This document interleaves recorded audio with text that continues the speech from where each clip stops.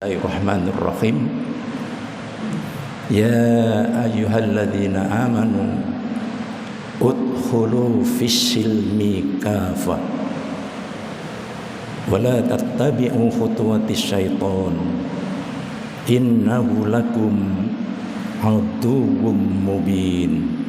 Shadaqallahul azim. Bapak Ibu jamaah sholat subuh Masjid Rodotul Falah, mudah-mudahan semua yang hadir khususnya selalu diberikan oleh Allah kesehatan, keselamatan, kebahagiaan, dan dimudahkan langkah-langkah kakinya untuk selalu menggapai ridho Allah subhanahu wa ta'ala. Puji syukur, alhamdulillah, pagi ini kita bisa melaksanakan sholat subuh berjamaah di masjid yang kita muliakan dan kita cintai ini dalam keadaan sehat walafiat lahir dan batin. Apalagi bisa mengikuti taklim pagi ini insya Allah dengan tema warisan Nabi kepada umatnya. Hal ini perlu kami sampaikan mengingat wasiat Nabi ini rasa-rasanya sangat interesan sekali untuk benar-benar kita pedomani sekaligus kita amalkan agar kualitas ibadah khususnya puasa yang kita lakukan, apalagi ibadah-ibadah aneka ragam yang mulia selama 1 bulan penuh akan lebih berbobot, akan lebih berkualitas, akan lebih baik mutunya dibandingkan dengan pelaksanaan ibadah puasa kita pada tahun-tahun yang lalu. Apa sebab? Karena puasa di bulan Ramadan tahun yang akan datang tidak ada satupun yang bisa memberikan jaminan kita akan bisa merasakan, menikmati sebagaimana ibadah puasa yang kita lakukan pada tahun ini. Seorang sahabat Nabi yang bernama Abu Dzar Al-Ghifari, beliau pernah meriwayatkan, Ausoni Khalili sallallahu alaihi wasallam bisad'ain lam atrukhunna wala atrukuhunna. Aku pernah diberi wasiat oleh kekasihku, junjunganku Rasulullah Muhammad sallallahu alaihi wasallam dengan 7 wasiat. Lam atrukhunna wala atrukuhunna. Begitu amat sangat pentingnya wasiat dari Nabi kekasihku ini, aku berjanji untuk selalu mengamalkannya dan tidak akan pernah meninggalkan sama sekali sedikit pun selama hayat masih dikandung badan ini. Wasiat yang pertama, Ausoni bihubbil masyakini wa dunuwi minhum. Kekasihku Muhammad sallallahu alaihi wasallam berwasiat kepadaku, cintailah orang-orang yang fakir, yang miskin, yang lemah di sekelilingmu. Wa dunuwi minhum, dan berikanlah bantuan sebatas kemampuanmu untuk meringankan beban hidup dan kehidupannya. Pesan moralnya adalah kepedulian sosial. Sehingga momentum Ramadan ini mari kita jadikan sebagai saat berbagi kesenangan, berbagi rezeki, berbagi harta, berbagi nikmat. Wa amma bi nikmati rabbika fahadis. Kalau kamu telah mendapat nikmat dari Allah, jangan lupa fahadis, adakan pendistribusian. Sehingga bulan Ramadan ini ada kewajiban yang namanya zakat mal, zakat fitrah, infak, sedekah, iftar, memberi takjil, berbuka puasa. Ini sebagai realisasi daripada wasiat Nabi, jangan tinggalkan kehidupan saudara-saudara kita yang sangat lemah. Apalagi Nabi pernah berpesan, wanti-wanti kepada kita semuanya, innama tunsuruna wa turzakuna bidu'afaikum. Hei para konglomerat, birokrat, teknokrat, orang-orang yang kaya, kamu tidak bisa merasakan nikmatnya rezeki kekayaanmu, fasilitas, pangkat, jabatan, dan kedudukanmu kalau kamu tidak dibantu orang-orang yang du'afa, orang-orang yang lemah, orang-orang yang miskin, yang doanya sungguh tidak ada hijab antara langit dan bumi menuju arsy di tangan kekuasaan Allah. Maka Nabi wanti-wanti sekali lagi, hassinu amwalakum bizzakah wadawu mardokum bisodaqoh, as-sodaqotu bif'ul bala. Siapa yang pengen hartanya bertambah, melimpah, barokah, tidak ada solusi lain, harus berbanding lurus, keluarkan zakat dari kekayaanmu kalau sudah jatuh waktu temponya. 2,5%, masanya 1 tahun, nominalnya 1 nisab, 85 gram emas 1 tahun sekali. Obati orang yang sakit di tengah keluargamu dengan banyak sedekah. Apa sebab? Sedekah itu penolak bala.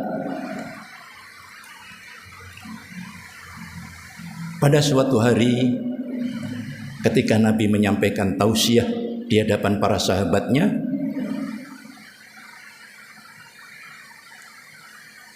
tiba-tiba Nabi terganggu pandangan matanya dengan sesosok manusia lewat di hadapannya. Maka Nabi mengatakan kepada para sahabatnya, "Hai sahabatku, lihat saudara kita laki-laki yang baru lewat di hadapan saya ini. Besok insya Allah dia akan mati. Besok dia akan mati." Kalau Nabi sudah mengucapkan seperti ini, Nabi itu tidak ada yang keluar dari lesan mulutnya, dari dorongan hawa nafsunya, melainkan semua adalah bisikan wahyu dari Allah Subhanahu wa ta'ala. Esok harinya ketika Nabi menyampaikan tausiah di hadapan para sahabatnya, kembali dia melihat, loh, laki-laki ini kok masih lewat, berarti masih hidup. Kok tidak sesuai dengan yang disampaikan oleh Nabi? Maka sahabat-sahabat bertanya, "Ya Rasul, kok masih hidup orang itu? Kata panjenengan orang itu mati hari ini." Saya sendiri juga heran. Bisikan wangsit yang saya terima dari Allah berdasar wahyu, orang itu mati hari ini. tapi kok nggak mati ya? Akhirnya dipanggillah orang laki-laki ini, ternyata membawa bangkelan dan seonggok kayu-kayu ranting dahan kering yang sudah terikat.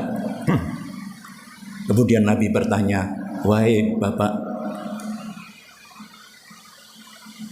saya mendapat bisikan wahyu dari Allah. Bapak itu hari ini mati.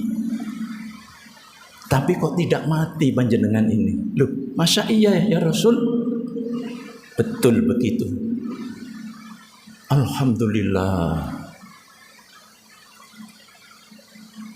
Kalau boleh saya tanya, apa pekerjaan Bapak? Saya mencari kayu-kayu kering, dahan dan daun, saya ikat, saya bawa ke pasar. Tiap hari saya diberi bekal oleh istri saya 2 bungkus nasi. 1 untuk makan siang di tengah perjalanan, sore untuk perjalanan pulang sampai di rumah. Tetapi ya Rasul, setiap hari ada saja orang yang menghadang perjalanan saya untuk minta-minta. Saya tidak tega. Nasi 1 bungkus yang saya bawa ini saya berikan kepada Bapak yang meminta-minta ini. Begitu pulang di tengah perjalanan, ada lagi ya Rasul yang minta-minta itu. Orang lain, saya juga tidak tega. Saya berikan ini ya Rasulullah. Berarti Bapak nggak makan kalau begitu? Ya, kalau sudah di rumah, berangkat sarapan pagi, pulang baru makan. Tiap hari. Subhanallah. Nabi melihat di dalam bungkusan, di dalam bangkelan orang ini ada sesuatu yang bergerak-gerak. Maka Nabi mendekatinya, dibukalah. Bungkusan ini ternyata apa Bapak Ibu yang dirahmati Allah? Keluarlah seekor ular yang berbisa, yang takut terhadap kerumunan manusia saat itu. Dia meloncat terus keluar dari area ini. Nah, Nabi baru mengucapkan Alhamdulillah. Bapak, tahu Bapak, itulah ular yang sebenarnya diutus Allah mencabut nyawa Bapak. Bapak ini sudah harus mati digigit ular yang berbisa pagi ini. Tetapi karena Bapak selalu menyisihkan sebagian rezeki, memberi makan orang yang meminta-minta. As-shadaqatu dif'ul bala. Sedekah itu menolak bala, musibah, petaka yang akan menimpa setiap diri manusia. Masya Allah. Itu sebabnya momentum Ramadan, Nabi di dalam bersedekah ibarat angin yang bertiup terus menerus, tidak pernah putus. 1. Wasiat yang kedua, wa an anduro ila man huwa asfala minni wa la anduro ila man huwa fauqi. Aku diberi wasiat kekasihku, lihatlah orang yang berada di bawahmu. Jangan kamu terus sering melihat orang yang berada di atasmu. Syukur nikmat. Syukur nikmat. Orang tidak pandai bersyukur kepada Allah selagi dia selalu melihat orang-orang yang status sosialnya, kemampuannya, harta bendanya, kehidupannya di atasnya. Tapi orang itu baru bersyukur kepada Allah atas nikmat sekecil apapun.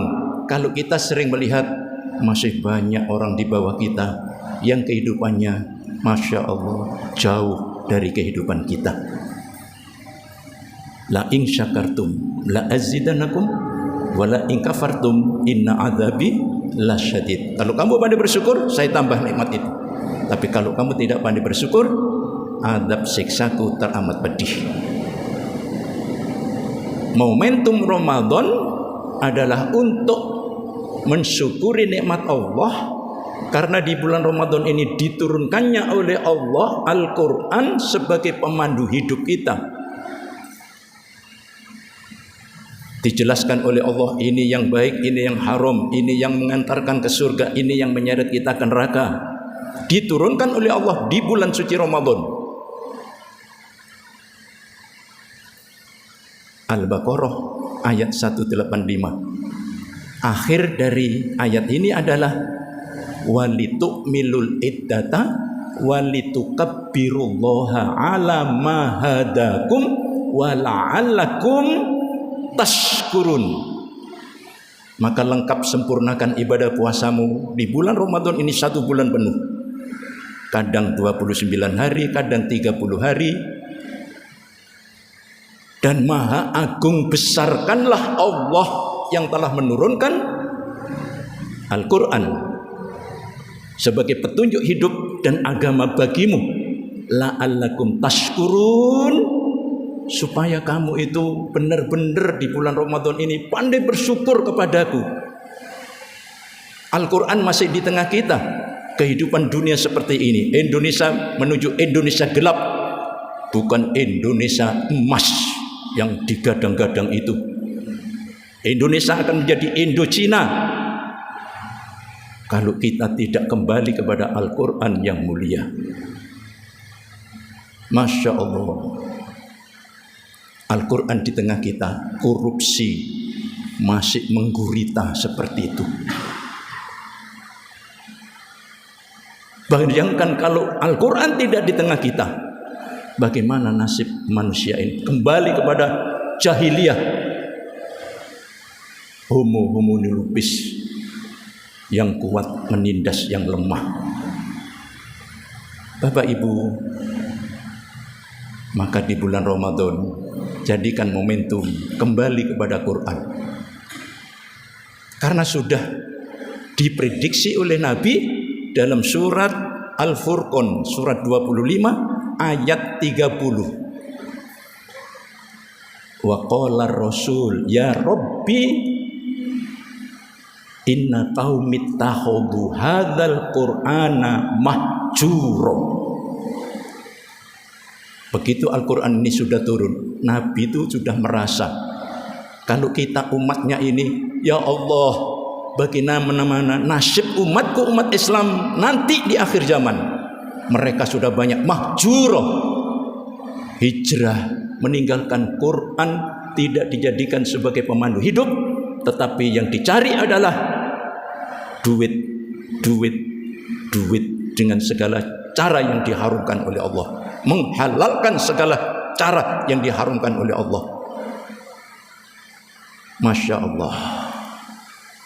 Padahal yang kita harapkan, andaikan para koruptor itu diadili dengan seadil-adilnya, kita hidup sebagai rakyat bangsa Indonesia ini akan sejahtera. Coba sekian triliun, sekian triliun, sekian triliun, tidak ada apa-apa, lewat begitu saja. Kita disuruh bayar pajak, bayar surat ijo, bayar apa lagi? PBB, semuanya. Masya Allah. Enggak taunya di atas dibuat bancaan. Syukur, kita bersyukur Al-Quran masih di tengah kita. Maka jadikan momentum Ramadan terus berdekatan dengan Quran. Yang ketiga, ini sampai jam berapa nanti? 7:30. Sampai jam berapa? 5:30.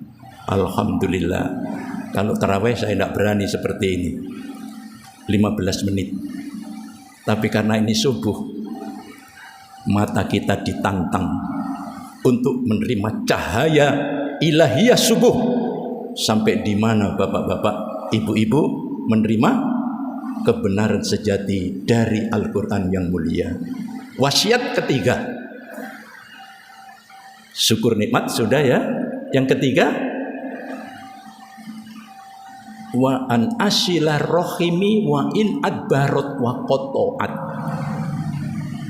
Wasiat ini diberikan Nabi kepadaku, Abu Dar, galang jalin silaturahmi. Masya Allah. Silah adalah tali hubungan, rahmi cinta kasih sayang. Nah, Ramadan 1 bulan penuh ini adalah momentum bulan silaturahim. Yang jarang ke masjid, bisa jamaah, apalagi bisa taraweh, bertemu dengan sahabat lamu, kawan lamu. Biasanya cuma ketemu di pasar, ketemu di masjid, sholat taraweh, silaturahim. Bapak-bapak yang kerjanya mungkin biasanya sebelum Ramadan sampai maghrib lewat, tapi di momen Ramadan dipulangkan sebelum maghrib. Untuk apa? Silaturahim, berkumpul dengan anak, keluarga, suami istri, merasakan hangatnya hidup berkeluarga, rumah tangga. Masya Allah. Siapa yang pengen panjang umurnya barokah, siapa yang pengen rezekinya melimpah barokah, siapa yang pengen langkah kakinya dimudahkan menuju surga Allah, siapa yang pengen kuburnya dilapangkan oleh Allah, siapa yang pengen, terakhir kata Nabi, semua doa-doa yang dimunajahkan kepada Allah diijabahi Allah. Jangan tinggalkan sekali lagi silaturahmi. Masya Allah. Belum disebut silaturahmi, kata Nabi, kalau kamu mengunjungi rumah seseorang karena orang itu pernah mengunjungi rumahmu, itu balas jasa. Belum disebut silaturahim kalau kamu memberi sesuatu kepada seseorang karena orang itu pernah memberi sesuatu kepadamu, itu balas jasa. Belum bisa disebut silaturahim kalau kamu menyintai seseorang, menyayanginya karena orang itu juga menyayangi, mengasihi kita, itu balas jasa. Baru disebut silaturahmi kalau kamu memberi seseorang, orang itu tidak pernah memberi sesuatu kepadamu. Kamu mengunjungi rumahnya, orang itu tidak pernah mengunjungi rumahmu. Kamu menyintai seseorang padahal dia membenci kamu, itu silaturahmi, ada nilai tambah. Masya Allah. 4. Wasiat yang keempat ini adalah wa an astaksiro min qauli la haula wala quwwata illa billahil aliyil azim fa innaha min kunuzil birri. Aku disuruh oleh kekasihku Muhammad sallallahu alaihi wasallam, wasiat yang keempat ini adalah perbanyak mengucapkan la haula wala quwata illa billahil aliyil azim. Tidak ada daya, tidak ada kekuatan, kekuasaan kecuali datangnya dari Allah. Fa innaha min kunuzil birri, karena sikap tawakal itu adalah perbendaharaan yang akan kau nikmati di pelataran kebun-kebun surgamu kelak nanti di akhirat. Tawakal. Saya kalau akhir Ramadan iktikaf berjumpa dengan, maaf, abang beca, abang yang jual soto di masjid ini. Saya tanya, apa bapak tidak kerja? Apa jawabnya? Ini abang beca, ini penjual soto. Saya sudah kerja 11 bulan pak. Ini kan 1 bulan Ramadan. Untuk iktikaf menggapai malam 1000 bulan. Kenapa ini harus saya lewatkan, saya sia-siakan?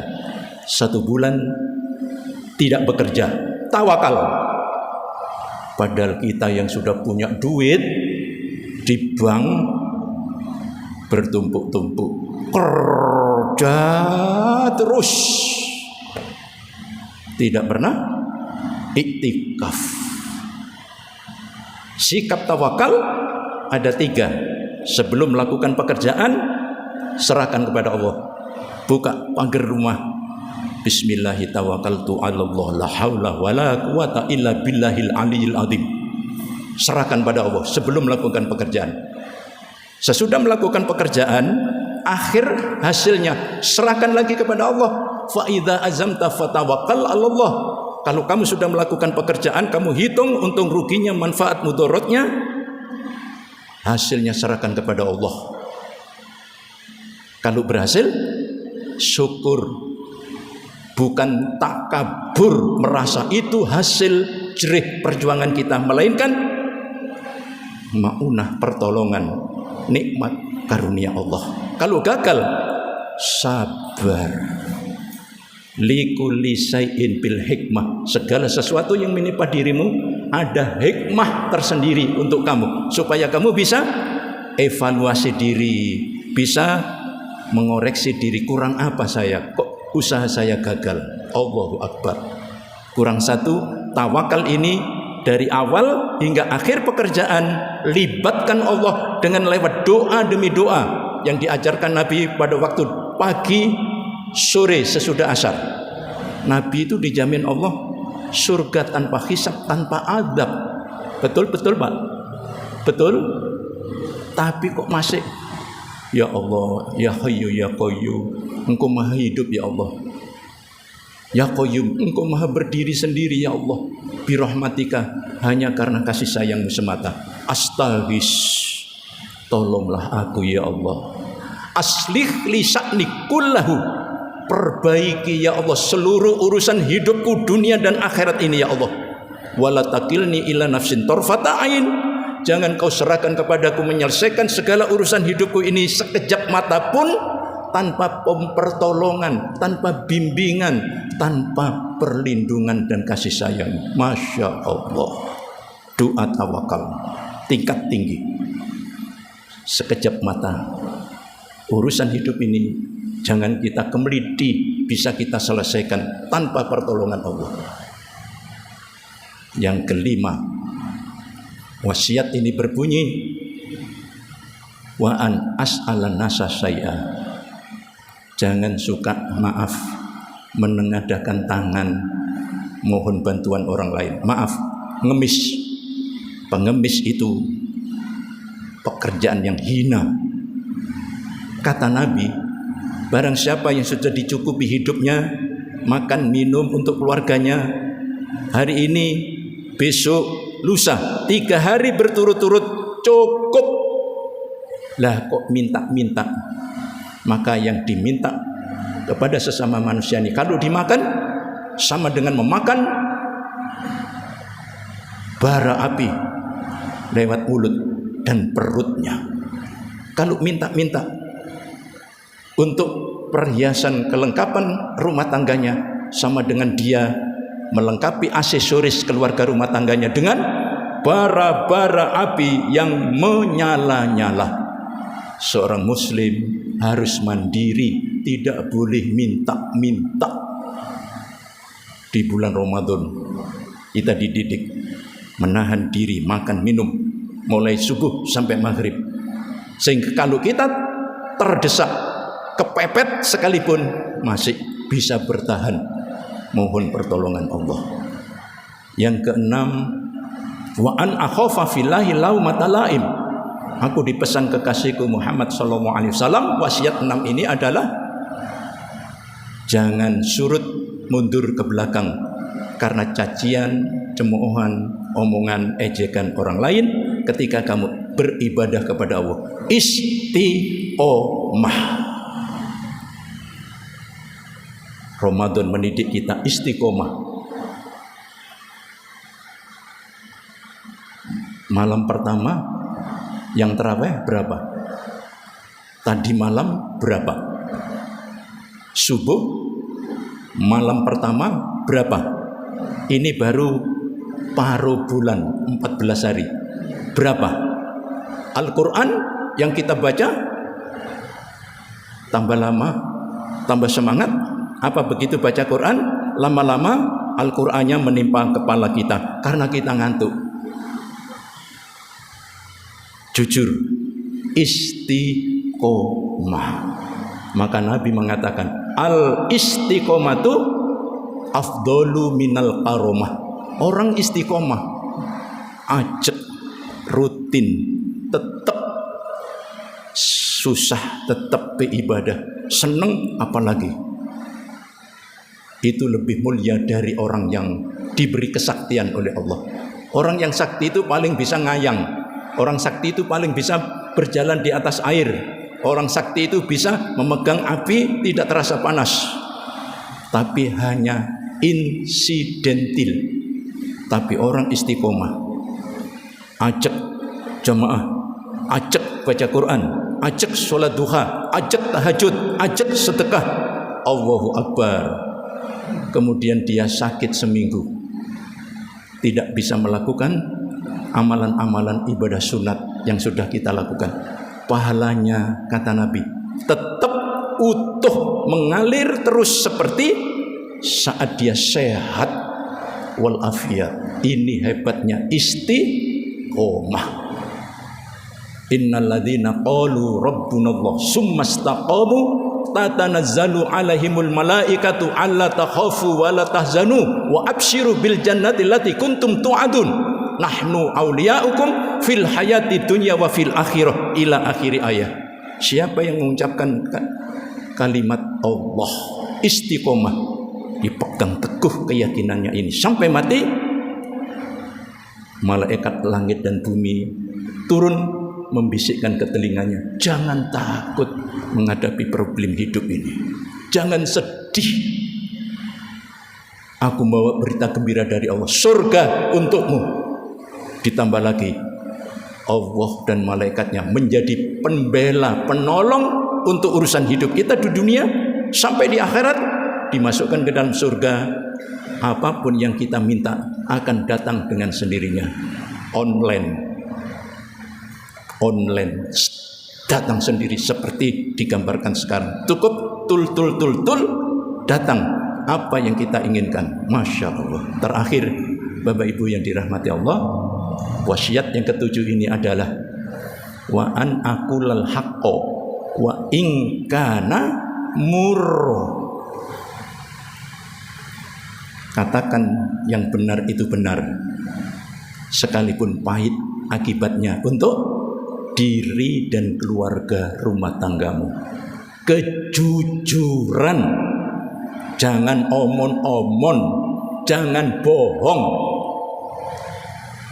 Allah jelas di dalam hadis qudsinya mengatakan, aku tidak butuh ibadah puasamu, tahajudmu, sedekahmu, zakatmu, selagi kamu di dalam puasa belum bisa menjaga mulutmu dari kata-kata bohong, apalagi fitnah, gosip, menggunjing.